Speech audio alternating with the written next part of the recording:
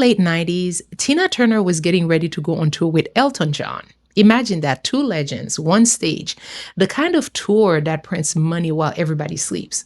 And during rehearsals, they were working on Proud Mary. Now, quick story aside, because I looked this up, Tina Turner did not write that song. A man named John Fogerty wrote it, and he's been recorded it first. But Tina Turner took that song, she flipped it her way, nice and easy and then rough, and made it so completely hers that the whole world thinks that it's a Tina Turner song.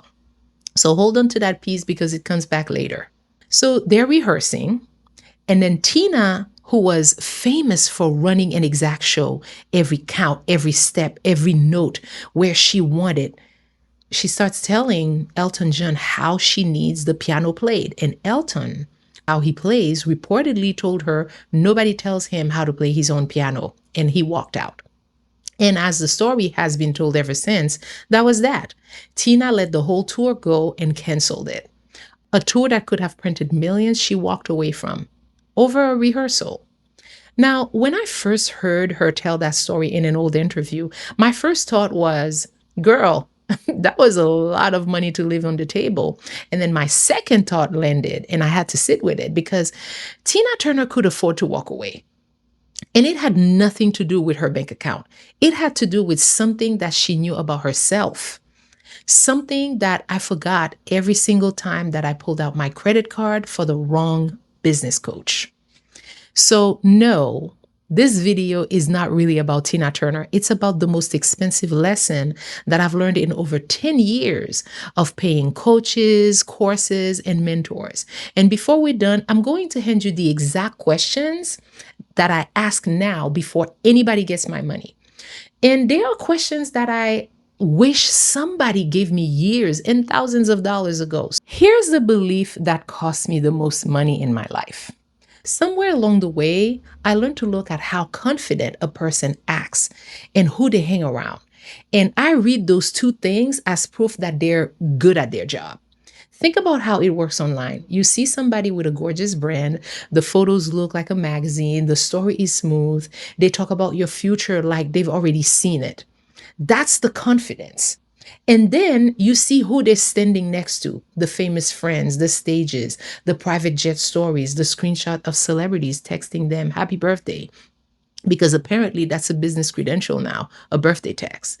That's the proximity part. That's the being close to important people part. And your brain does a little math problem without asking you first.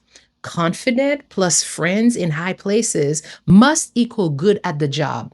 This person must be as good as they look.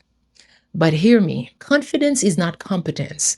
Proximity is not competence. Competence is competence. And the only place competence ever shows up is in the delivery, after your money already left your hand. The marketing shows you the brand. Only the working relationship shows you the person.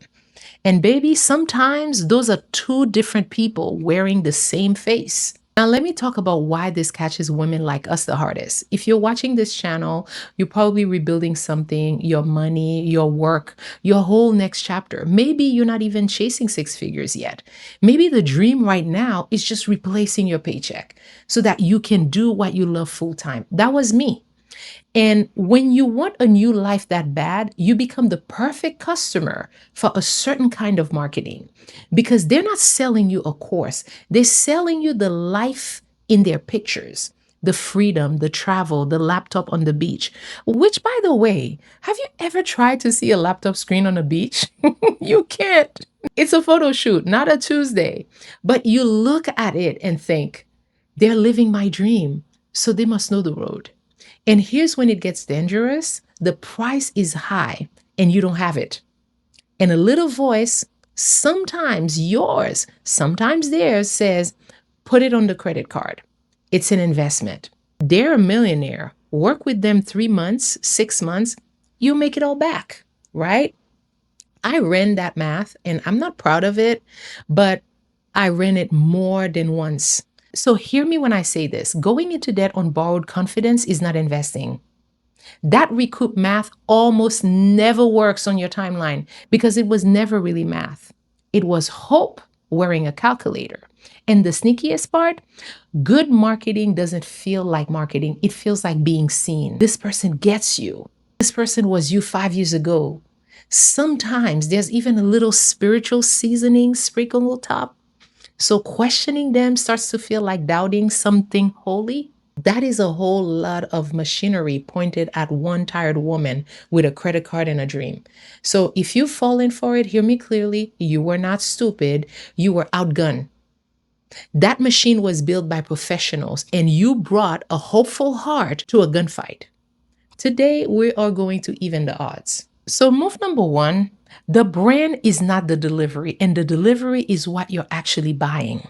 I have paid real money, thousands, for coaching where the brand was flawless and the delivery was a mess. And let me tell you what that looks like from the inside, because it's never dramatic at first. They promise you the call replay within 24 hours. 4 days later, you're still sending little reminder emails. You, the customer, chasing the thing that you already paid for. It's a package lost in the mail. They show up late for their own Zoom calls. And the funny thing is, the stuff that they brag about in the marketing, the structure, the professionalism, the support, that's the exact stuff that you end up begging for. And here's the part that told me everything. When I raised it politely, professionally, the way that I would at any job, some people did not take it very well at all. I'm showing up on time, prepared, honoring my own investment, asking them to simply match it. And instead of owning it, I got an attitude. I got told in so many ways that expecting what I paid for was my problem. My attitude was the issue, not the missing replay, me. So hear me. When somebody's work ethic doesn't match their brand, that is not a small thing that you should be grateful to overlook. The delivery is the product. The brand is just the wrapping paper. And nobody ever unwrapped a gift and kept the paper. Nobody. If you've ever had to chase somebody for something that you already paid for, you're home. And subscribe. We tell the truth about money here, including the money that we wasted. Move number two, and write this down because I've never heard anybody teach it this way. Before you hand somebody serious money, you interview them. Think about it. If a company is going to pay somebody $100,000 a year or more, that person goes through rounds, panel interviews, personality tests, somebody checking their references like they're joining the FBI. But somehow, somebody can ask me for $5,000, $10,000 to work one-on-one, and my whole chance to ask a question is one 20-minute call that they designed to close the sale. And half of the time, they won't even answer a follow-up email after it. No, no, and no. If you want my money at that level, you owe me at least one real interview. That's not too much to ask. That's the minimum. And watch the clock in that sales call, because rushing is a tool. The price that's only good today, the 3 spots left, and somehow there are always exactly 3 spots left. The bonus that dies at midnight like it's Cinderella. When somebody is hurrying you into a $5,000 decision, ask yourself one question. What happens to this offer if I take a week to think about it? A solid offer survives a week. A trap, that's what has an expiration date. Now, in that interview, you're not asking about their wins. The marketing already told you all about their wins twice. You're asking about the days things go wrong. And here are my actual questions. How do you handle conflict? If I'm unhappy with something and I bring it to you directly, what happens next? Walk me through it. What happens when you drop the ball? If you show up late, if you cancel on me, if something you promised is running behind, how do you make it right? I understand that life happens. I'm asking what you do when it happens on your side of the table. Has a client ever been unhappy with you? What did they say? And how did it end? And here's what those questions buy you, even when every answer is fine. When you know before you pay how this person handles friction, the whole relationship starts cleaner. All that stuff is out of the way. So your sessions, they can go deep instead of tiptoeing around things nobody said out loud. And if an answer doesn't sit right with you, beautiful. They have every right to run their business their way, and you have every right to keep your money in your pocket. Either way, you made an informed decision instead of a hopeful one. That word is the whole video, informed. And if somebody gets offended that you asked, baby, that is the answer. You just save yourself thousands of dollars in one 20-minute call. And that's the cheapest interview you'll ever run. Move number 3, when the contract shows up, read it for what's not in it. Almost every coaching contract I have ever signed is full of rules for me. If the client cancels, if the client shows up late, if the client misses a session, no refund. If the client, a whole page of ifs, and every single one of them is pointed at you. You're the risky one in this relationship. Now flip that page over and look for their half. What happens if they cancel? What happens if they deliver late? What happens if the thing they promised on the sales page just never shows up? In most contracts, that part isn't there. It's just quiet. All the consequences flow one direction, and somehow it's never theirs. Now listen, I am not a lawyer. I am not telling you what any contract means. I'm telling you what I do as a customer. I read for the missing half, and then I ask about it out loud before I sign anything. Can we put your delivery timeline in here too? If this isn't delivered the way that I was promised, what's my remedy? A fair professional will have an answer, and usually a calm one. Somebody selling wrapping paper will get uncomfortable real fast. And both of those reactions are information collected while your money is still in your pocket, where it cannot get hurt. One more red flag while we're standing here. When the price isn't listed anywhere and only comes out in the call, be careful. Sometimes there is a reason, but in my experience, hidden prices and one-sided contracts like to ride in the same car. Oh my goodness. And move number 4, because I refuse to leave you thinking every coach out there is a trap. That's not true, and it's not my story either. In over 10 years of buying coaching and courses, I've come across about 4 coaches with real transparency before the sale. People who answered my hard questions without flinching, who told me plainly what working with them was like, including the boring parts. 2 of them, I didn't end up working with them, honestly, because my budget wasn't there at the time. But I never forgot how they carried themselves, and I've sent people their way since.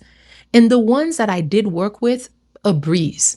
One of them, I have been a loyal customer for years. So you know what the good ones have in common? They underpromise and they overdeliver every time. The marketing is calmer than the delivery, not louder than it. Their prices are sitting right there where you can see them in the daylight, and they never rush you because they're not scared of what you'll find if you take your time looking. And notice one more thing. The good ones, they never once showed me their famous friends as the reason to hire them. They showed me their process, how they work, what happens week to week, what I'd walk away with. Boring answers, beautiful but boring specific answers. Meanwhile, the flashiest brand I ever bought from could preach for an hour about vision and transformation and never once tell me what a plain old Tuesday looks like. So now I have a rule. When somebody cannot describe Tuesday, I keep my money. Put it in your pocket. I call this shopping like a consumer instead of shopping like a fan. All right. So 4 moves. Number 1, the brand is not the delivery. You're buying the delivery. Judge the work ethic, not the photo shoot. Number 2, interview them before you pay them. Serious money earns you a real conversation. Ask how they handle conflict and what happens when they drop the ball. If the question offends them, that's your answer. Number 3, read the contract for the missing half. Everybody writes the rule for the client. Find their obligations and ask about them before you sign. Number 4, run the transparency test. The good ones, they underpromise, overdeliver, and can describe a regular Tuesday. They exist out there. They're just quieter because they're busy working. And over all 4, the line that I want you to keep: confidence and proximity are not competence. Only delivery is. So let's go back to Tina Turner, because now you can see what I saw in that interview. Tina Turner didn't walk away from that tour because she didn't need money. And she didn't do it to be difficult. She walked away because she knew exactly what she brought to a stage. Her show, her standard, her name built over decades of doing the work. She didn't need Elton John's stage to be Tina Turner. She wasn't renting anybody's shine. And remember Proud Mary? She didn't even write that song, and she worked it until it belonged to her. That's what competence does. It takes what it touches and makes it its own. That's the position I want for you and for me. Not famous, not rich yet, maybe, but standing on skills that we actually own so that nobody's jet photos, nobody's celebrity friends, nobody's beautiful, confident brand can talk us out of our own judgment or into debt that we cannot afford. Because the goal was never to get closer to impressive people. The goal is to get so solid in what you deliver that you can admire anybody's shine, enjoy it even, and still check the delivery before you hand over $1. Proximity is borrowed. Competence is yours. Build the one that is yours. And listen, I know exactly what I just did. I coach people, I sell things. I just handed you the interrogation kit and pointed it at my whole industry, including me. Good. That's on purpose. If you ever think about working with me, ask me these same questions, every single one of them. How I handle conflict, what happens when I drop the ball, all of it. I will answer them because I built this list from the inside and I intend to pass my own test. All right, for those of you who don't know me, my name is Webley. I started over at 50 years old on this channel. I talk about rebuilding your money and your life with receipts, not hype, including the receipts I'm not proud of. So now I want to hear from you, and I read every single comment. Tell me your best and your worst experience paying for a coach, a course, or a mentor. No names. We're not doing that here. Just the lesson that it taught you. Because somebody scrolling these comments is about to make a $5,000 decision this week, and your 2 sentences might be the interview question that saves them. If this channel sounds like something you need in your rebuilding season, subscribe. I'm here every single day. So see you in the next one.